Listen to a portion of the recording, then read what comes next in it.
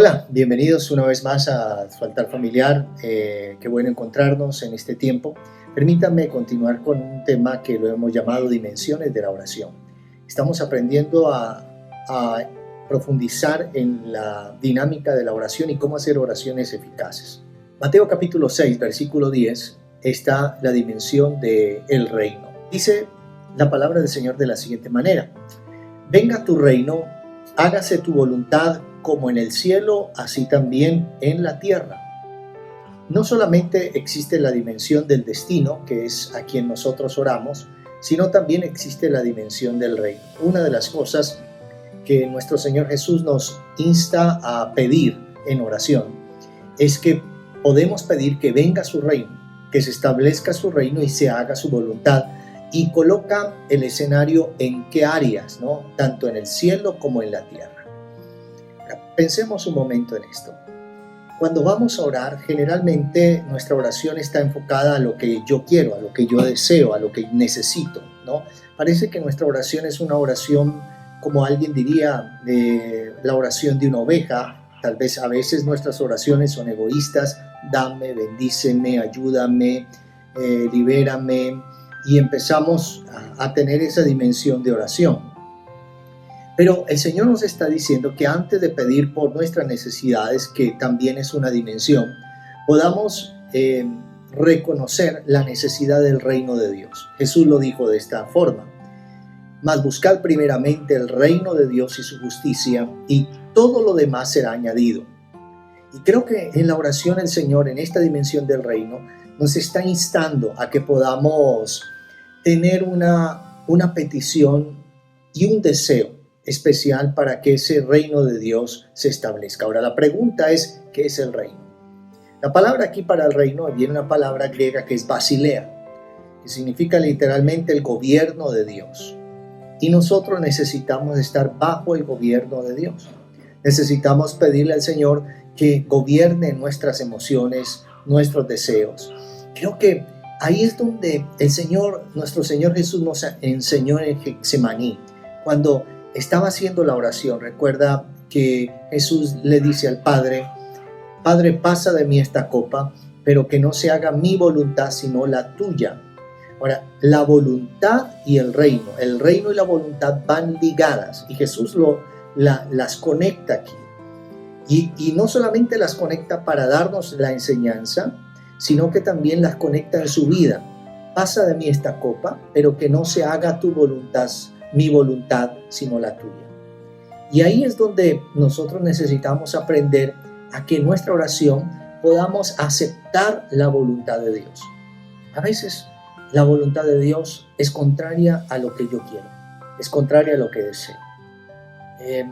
Todos queremos salir, queremos estar fuera en este tiempo de pandemia, pero nos tocó disfrutar de otra manera de vivir, de otra manera única, que va a quedar grabada en nuestra historia cuando contemos a nuestros nietos o a nuestras futuras generaciones que hubo un momento en que no se nos permitía salir de casa. Ahora, aceptar la voluntad de Dios es aceptarla con alegría. Venga tu reino. Ahora, el que venga tu reino, y esto es el gobierno de Dios, la autoridad de Dios, Dios operando de una manera especial. Entonces, que venga tu reino significa literalmente que el gobierno de Dios se establezca en todo mi entorno, y que se haga tu voluntad es que los deseos de Dios se establezcan en mi vida. Ahora, permíteme ilustrarle el reino y la voluntad de esta manera, ¿no? En el reino hay una historia que sucedió con el que es llamado en la historia antigua para muchos el anticristo del Antiguo Testamento, ¿no? Antíoco Epífanes IV. Antíoco Epífanes IV era un general un rey de los Seleucidas. Recuerde que cuando el imperio griego con Alejandro muere siendo un hombre muy joven, tal vez de 33 años o 30 años, como no tenía herederos, el imperio griego se dividió en sus 4 generales, ¿no?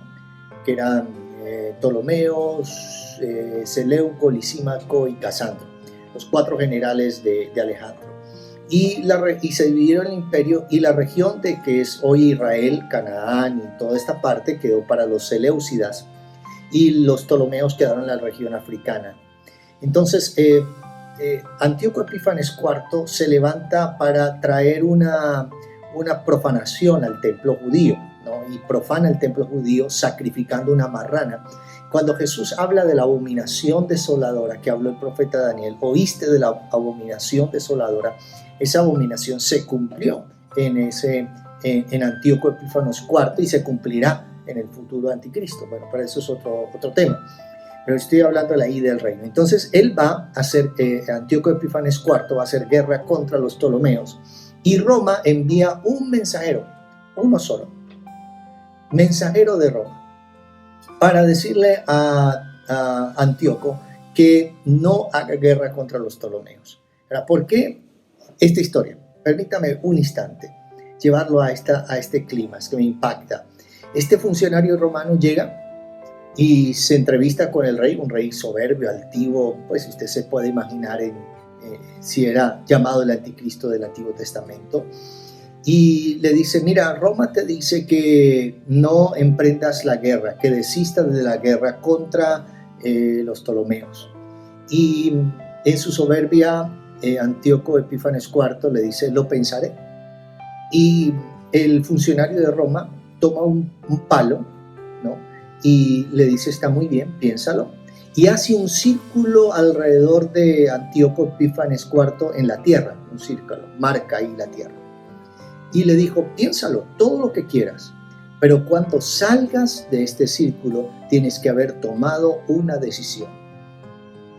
La historia dice que Antíoco Epífanes IV retrocedió y no emprendió su guerra contra los Ptolomeos porque le tuvo temor a Roma. Ese funcionario estaba representando el gobierno romano. Y ahora, esa es la dinámica del reino. No es quién soy, no es quién soy yo, es quién es el que te respalda. Y cuando le digo al Señor: venga a tu reino, estoy entendiendo que hay un reino, hay un gobierno divino que es quien te respalda. Es una palabra maravillosa para hoy, porque hoy podemos pedirle al Señor que venga a tu reino. No es solamente que tenga una experiencia espiritual o sienta a Dios o vea ángeles o cualquier tipo de experiencia. No, es el respaldo del reino de Dios sobre nuestra vida. Y yo pido que el reino de Dios venga donde tú estás y se establezca. Y la otra es: hágase tu voluntad. En esa dimensión del reino, esa palabra que se haga tu voluntad es una palabra griega telema, y literalmente significa deseo, que se haga lo que tú deseas. Y qué bueno poder conocer cuál es el deseo del corazón del Señor, los gustos del Señor. A veces queremos, y el Señor nos conoce y conoce nuestros gustos y nos concede las peticiones de nuestro corazón, y somos felices con el Salmo 37, somos felices, deleítate en el Señor y Él te concederá las peticiones de tu corazón. Pero ¿qué tal si en nuestra oración le preguntamos: Señor, ¿qué deseas? ¿Qué tú deseas? ¿Qué puedo yo hacer para que tu deseo sea cumplido? Es una oración increíble. Si empezamos a caminar en esa dimensión, nuestra oración va a tener un giro total. Permítame finalizar este pensamiento con lo siguiente. Un día David estaba teniendo un conflicto con los filisteos, sus eternos enemigos. Y de pronto, estando en el campo de batalla, David está en su carpa y parece que está teniendo de esas noches de remembranza, ¿no? De esas noches que todos tenemos, donde recordamos nuestra historia, donde recordamos lo que hemos vivido.